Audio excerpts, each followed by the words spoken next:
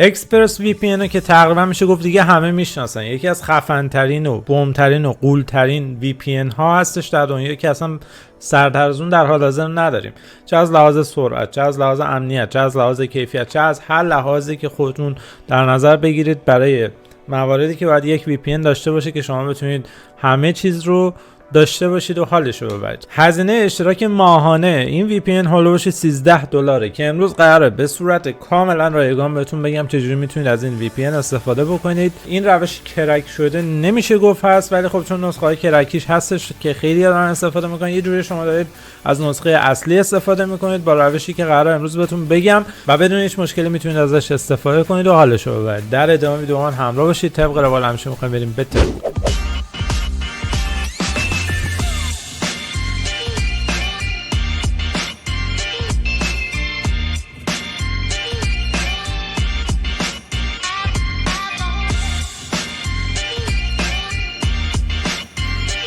یو ولف آرمی عزیزم، سلام، چطوری؟ خیلی خوش اومدید به یکی دیگه از ویدیوهای چنل یوتیوبی استاد ولف، چنل یوتیوبی خودتون. من پژمان فرین هستم با یکی دیگه از ویدیوهای آموزشی کاربردی در خدمت شما عزیز دلم هستم. دوستان، موارد لازم: گوشی موبایل، نرم افزار اپلیکیشن اکسپرس وی پی ان، اپلیکیشن آرگو وی پی ان. این دوتا رو باید نصب بکنید. لینک مستقیم دانلودش رو توی چنل تلگرام میذارم، تو خود دیسکریپشن نمیتونم بذارم، یوتیوب بازی در میاره، گیر میده و هزار تا داستان دیگه. خیلی راحت میتونید برید داخل چنل تلگرام شید، اول این دوتا رو نصب کنید و بعد بریم سراغ ادامه بحث. صبر کن آقا، صبر کن. قبل از اینکه بریم سراغ آموزش حتما چنل رو سابسکرایب کن، زنگوله رو هم بزن که نوتیفیکیشن ویدیو بعدی رو از دست ندی و اینکه حتما ویدیو رو لایک کن، بین دوستاتم به اشتراک بگذار، چون این ویدیو خیلی کاربردی و میتونی به خیلی‌ها کمک بکنی با اشتراک گذاشتن این ویدیو.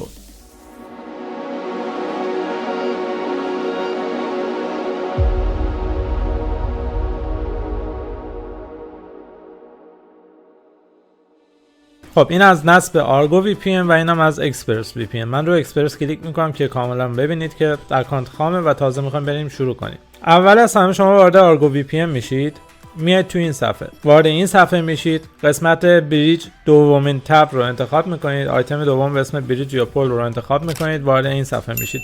قسمت یور بریج، اینجا یه دونه آدرس براتون قرار دادم تو چنل تلگرام، اون رو کپی میکنید و اینجا پیستش میکنید.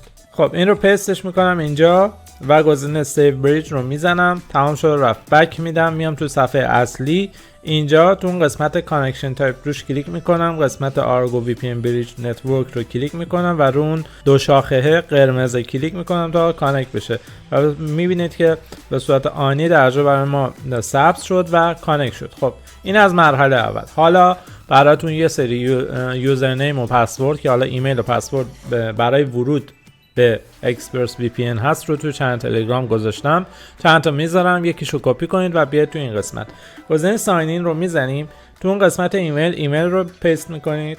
بعد از اینکه کپی پیستمون رو انجام دادیم گزینه ساین این رو میزنیم. اینجا تقریبا یکی دو دقیقه شاید طول بکشه که کانکت شه. اگر دیدید که اخطاری داد، خطایی داد یا نرفت داخل، میتونید اپلیکیشن یه بار ببندید و مجددا بیاید و این کار رو انجام بدید تا وارد شد. خب میبینید که درجا برای ما وصل شد. اینجا اوکی رو میزنیم، میایم تو این صفحه. اینجا ما الان خیلی راحت به تمام سرورها دسترسی داریم و هیچ مشکلی نداره و بدون هیچ محدودیتی میتونیم استفاده کنیم. تنها یه مورد میتونه اذیتتون کنه که الان بهتون میگم، ولی مثلا من الان روی سرور آلمان کلیک میکنم، کانکت میشه. اگر مشکلی داشته باشه الان این هم مشکل است که بهتون گفتم. ببینید اگر یه همچین مشکلی پیش اومد، از اونجایی که خب الان هزاران نفر دارن با این آیدی که من قرار دادم کانکت میشن و وارد این وی پی ان میشن، اگر همچین مشکلی پیش اومد کنسل میزنید، بک میدید عقب، میرید در مرحله اول سرورتون رو عوض میکنید، میرید یه کشور دیگه یا یه سرور دیگه رو انتخاب میکنید و تست میکنید.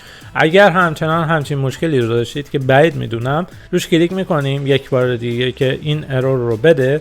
زمانی که داد کنسل رو میزنیم، ما چند بار پشت سر هم این کانکشن رو انجام میدیم و بعد از اینکه چند بار رو زدیم خیلی سریع برمیگردیم و زود سویچ میکنیم روی یه دونه از ریسنتلی کانکشن هایی که قبلا بهش کانکت شدیم و الان چند لحظه من صبر میکنم دیگه. میبینید اون مشکل برای ما پیش نمیاد و همینطور که میبینید دیگه بدون هیچ محدودیتی میتونیم از این فرایندی که اپلیکیشن گیر میداد رو دور بزنیم و ازش استفاده کنیم.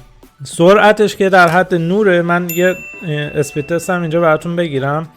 خب ببین روی چه سرعتی در نهایت کار رو جمع میکنه. سرعت نت من 100 مگ بر ثانیه است. میخوام بهتون نشون بدم که تفاوت چندانی نمیذاره و حد اکثر سرعتی که میتونه رو اینجا بهتون میده.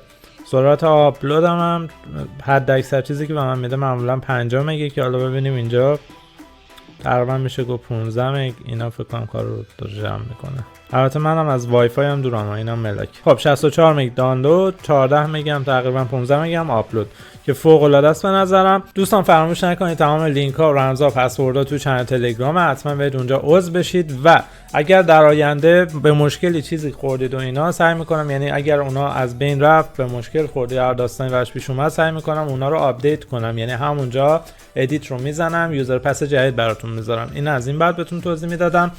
مورد بعدی این که این ویدیویی که اینجا براتون میذارم لینک آموزشی هم بالا است و حتما ببینید. اونجا هم یه آموزش خفن براتون گذاشتم که میتونید تا بی نهایت اکانت VPN شخصی برای خودتون ایجاد بکنید.